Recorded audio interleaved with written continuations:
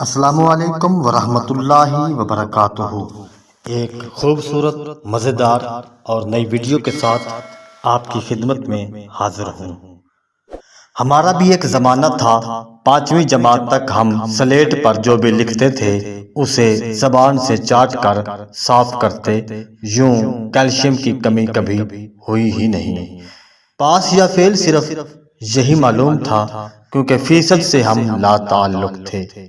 Tuition شرمناک بات تھی، نالائق بچے استاد کی کارکردگی پر سوالیہ نشان سمجھتے تھے۔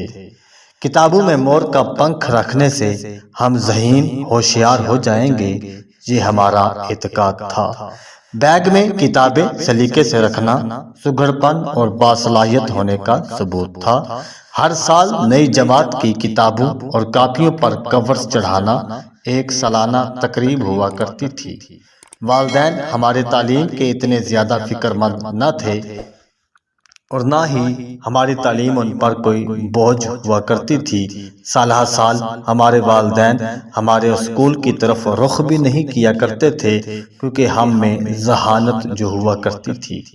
اسکول میں مار کھاتے ہوئے یا مرغاب بنے ہوئے ہمارے درمیان کوئی انا یعنی ایگو بیچ میں آنے کا سوال ہی نہیں پیدا ہوا۔ انا کیا ہوتی ہے یہ معلوم ہی نہ تھا۔ مار کھانا ہمارے روزمرہ زندگی کی عام سی بات تھی۔ مارنے والا اور مار کھانے والا دونوں کو ایک دوسرے سے کوئی شکایت نہ ہوا کرتی تھی۔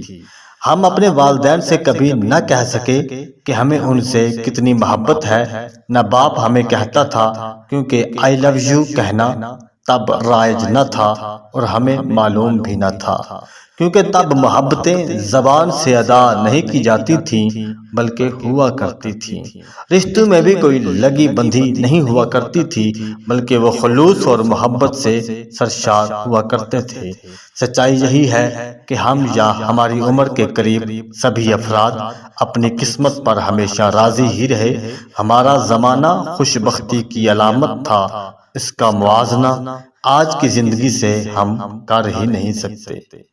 اگر آپ کو میری یہ ویڈیو اچھی لگی ہے تو براہ کرم اس کو لائک کریں، چینل کو سبسکرائب کریں اور ہو سکے تو دوسروں کو شیئر کریں، تاکہ ہر کسی کو اپنا بچپن چند لمحوں کے لیے یاد آ سکے۔ بہت بہت شکریہ۔